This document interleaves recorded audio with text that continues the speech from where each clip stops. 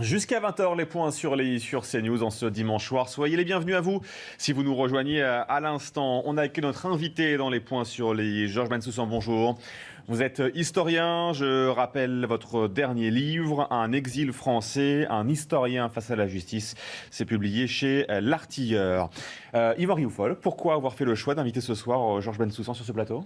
Parce que d'abord, j'ai beaucoup d'admiration pour Georges Bensoussan, pour son travail d'historien, et j'ai beaucoup d'admiration plus généralement pour les lanceurs d'alerte, et singulièrement pour les lanceurs d'alerte quand ils ne sont pas soutenus dans ce qu'ils disent, ou quand même ils sont déniés dans leurs accusations. Georges Bensoussan, dans une émission de radio, avait dénoncé l'antisémitisme musulman et avait dit de cet antisémitisme musulman qu'il se tétait même au lait de la mer. Et pour avoir dit cette expression-là, il a été poursuivi par des mouvements antiracistes, en correctionnel, puis relaxé, en appel, blanchi, en cassation, également blanchi, mais il y a eu à chaque fois une sorte, il a été victime de mon point de vue, ce n'était pas son expression, une sorte de djihad judiciaire et qui a été totalement insupportable et qui a été fait pour le faire taire. Et donc, rien que pour ceci, c'est pour ça que j'ai beaucoup d'admiration pour son courage. Je suis désespéré de voir qu'il n'avait pas été beaucoup soutenu, qu'il a été même, c'est le titre de son livre, tenté par cet exil intérieur, peut-être qu'il nous en parlera-t-il, mais il a été connu tout d'abord, M. Bensoussan, parce qu'il avait co-dirigé un livre formidable qui s'appelait « Les territoires perdus de la République », dont on parle beaucoup maintenant, mais qui date de 2002, qui décrivait déjà, et c'est en cela qu'il est un lanceur d'alerte, qui décrivait déjà le séparatisme au cœur de la société française. Le peuple dans le peuple, c'est une expression que vous reprenez. Et ma première question est tout à fait banale, est de savoir si ce séparatisme, si ces territoires perdus de la République se sont aggravés, se sont résorbés. Comment voyez-vous, 20 ans après, votre premier diagnostic ? En 2002, quand on a, avec quelques collègues, que j'ai coordonné cet ensemble des territoires perdus de la République, on a été accueillis par un silence total dans les médias, une omerta totale. Et quand le livre a commencé à être cité, entre autres par Jacques Chirac, qui venait d'être réélu président de la République, alors immédiatement, là, quelques médias s'en sont emparés.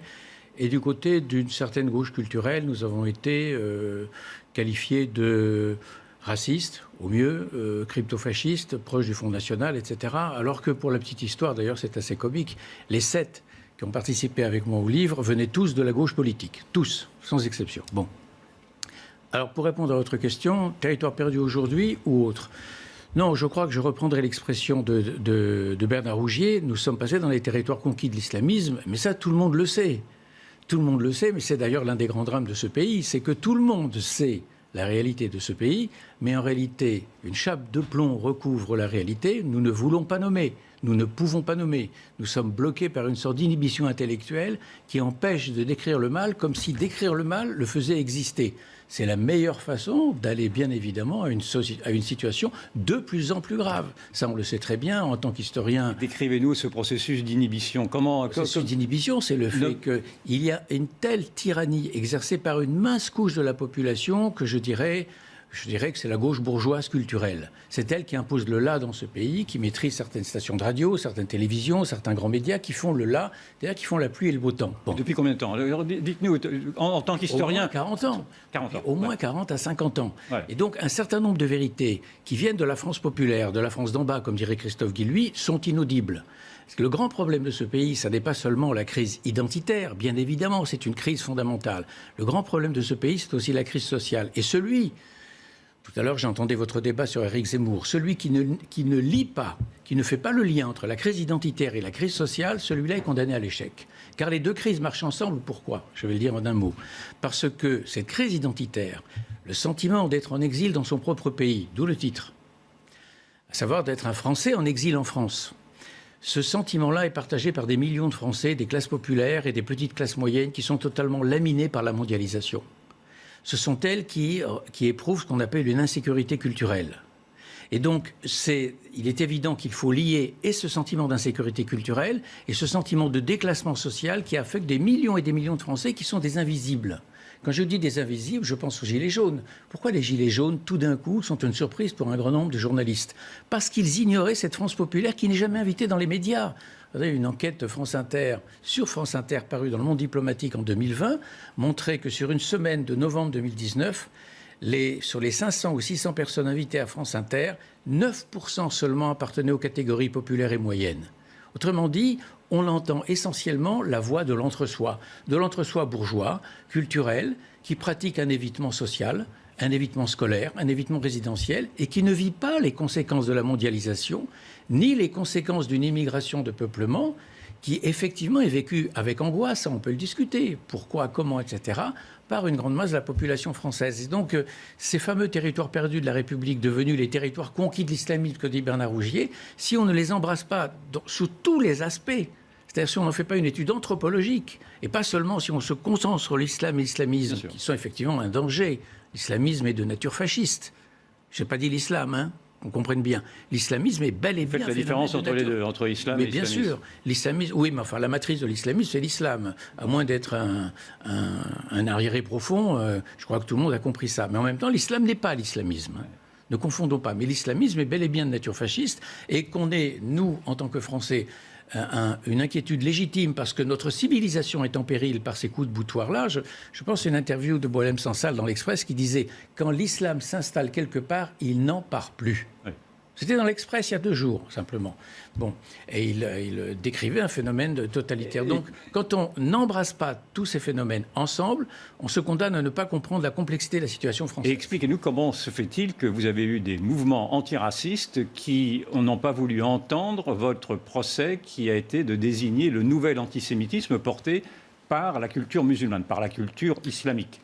Alors, je ne dirais pas ça. Je dirais que dans mon émission, ce qui m'était reproché dans l'émission de Alain Finkielkraut, c'était que j'avais dit dans les familles arabes, etc., en France, l'antisémitisme était l'eau de la mer.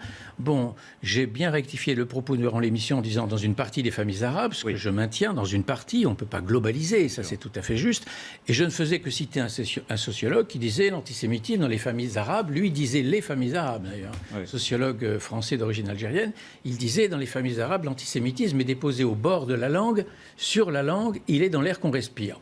La langue, l'air qu'on respire, le lait maternel, ça réfère à quoi? À l'éducation, ça réfère à la généalogie. Moi, on m'a fait passer pour un raciste en faisant passer brutalement, c'est quasiment un miracle divin, il faudrait quand même le noter dans le lexique, dans le répertoire des miracles, le lait est devenu le sang. Oui. À aucun moment je n'ai parlé de sang, d'ailleurs Julliard le reprécise dans sa préface. Alors pourquoi ? Parce qu'on voulait me faire taire, vous l'avez dit d'emblée.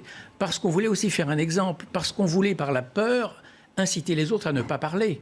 Car c'était ça le but. Non seulement faire taire Bensoussan, mais inciter tous ceux qui auraient voulu parler, désormais, à ne plus prendre cette liberté-là. Et je rectifie un tout petit mot de votre introduction qui était juste. C'est que ce ne sont pas les associations, disons, bien pensantes, très islamo-compatibles, qui m'ont porté les premiers coups. C'est le CCIF. Ce sont les islamistes qui sont aujourd'hui dissoutes. On a mis 5 ans pour se percevoir. La LICRA est venue bien après. Le MRAP, la LDH, la LICRA, et même des associations dont je ne connaissais même pas le nom, d'ailleurs. SOS Eau sans papier, je ne savais pas, j'ai découvert ça à l'audience. Il y a eu en tout 6 associations. Et donc ces gens-là sont venus après le CCIF. Si le CCIF n'avait pas déposé son signalement, il n'y aurait jamais eu de procès. Et ce qui est très étonnant, c'est que le CCIF dépose son signalement 5 mois après les faits. Premier élément étonnant. Pourquoi ? Parce que le CCIF prend conscience, à partir du mois de février, 4 mois après les faits, qu'il n'y aura pas de procès, le sociologue ayant retiré sa plainte. Donc, il n'était pas question de laisser échapper la proie que je constituais, un historien juif, au travail au mémorial de la Shoah, auteur des Juifs du monde arabe, quelque chose qu'ils n'ont pas pu supporter, je dirais peut-être pourquoi si j'en ai le temps, les territoires perdus de la République, historien du sionisme, c'est une proie idéale, c'est une aubaine. On ne peut pas laisser échapper. Donc, on dépose un signalement 5 mois après les faits, et c'est à ce moment-là seulement que les autres associations s'y joignent. Et les 2 surprises de cette affaire, ce n'est pas le CCIF. Le CCIF, je sais très bien qui il est. Nous ne sommes pas en bon terme. Interdit depuis, il est interdit. Bon, ce sont des adversaires et des ennemis pour moi, donc je n'attends rien de leur part. Mais c'est que le parquet a décidé de donner suite au signalement du CCIF.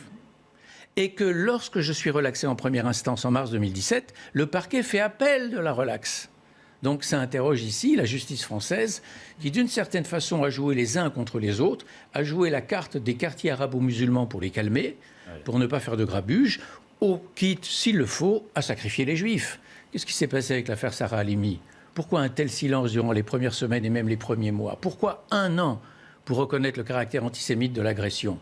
Parce qu'il ne fallait pas, ou plutôt parce qu'il fallait apaiser des quartiers dont on a peur. Est-ce que vous décrivez là une soumission à l'islamisme ? Je décris là des phénomènes de lâcheté et de peur qui sont omniprésents dans la société française. Je prends un exemple. Il y a un an, je crois, quelqu'un du Figaro m'avait appelé pour me demander mon avis sur ce collège des Basses-Pyrénées ou des Pyrénées-Atlantiques, je ne sais plus, qui a refusé d'appeler le collège Samuel Paty parce qu'ils ont eu peur des réactions.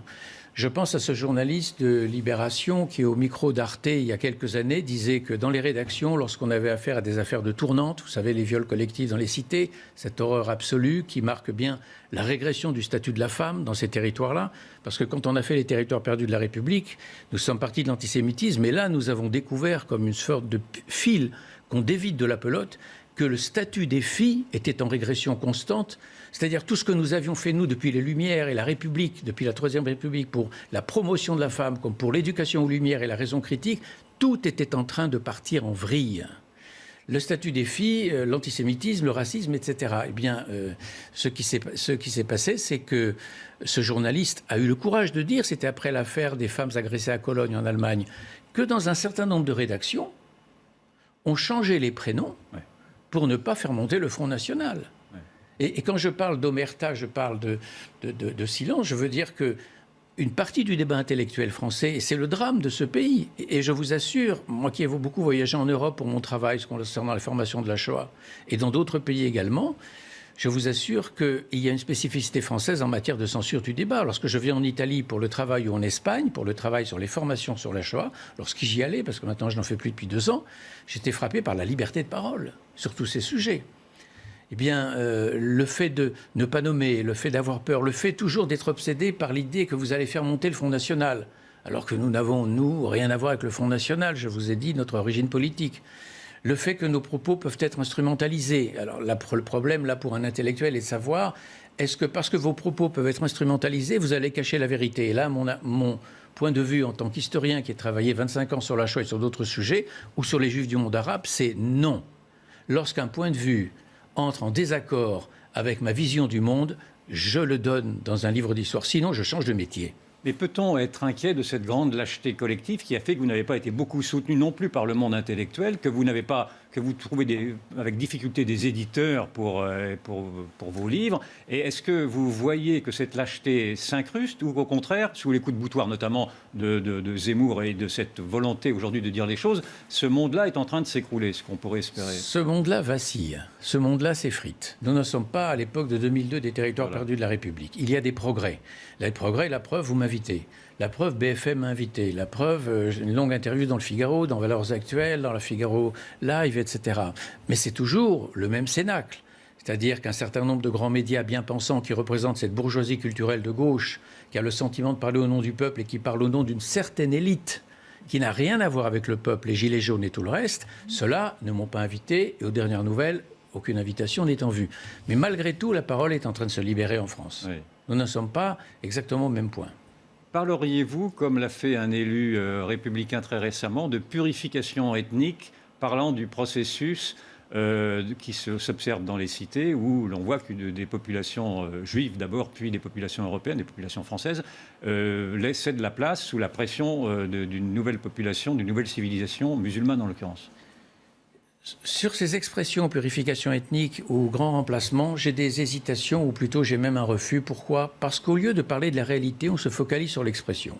Et comme l'expression est très polémique et elle est très clivante, comme on dit dans les milieux bien pensants, alors on va se focaliser sur le mot au lieu de porter l'attention sur la chose. Moi, je préfère parler de la mutation démographique que connaît ce pays.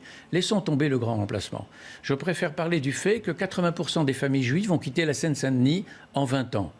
Alors, est-ce qu'on peut l'appeler épuration ethnique ? Je ne crois pas qu'il faille aller jusque-là, parce que l'épuration ethnique relève d'une opération politique, d'une volonté d'État. Ça n'est pas cela. C'est le fait que la vie devient invivable pour ces familles juives, qu'on insulte, auxquelles on arrache la mezouza à l'entrée de la maison. Avec des violences malgré tout. Et des violences physiques. Oui.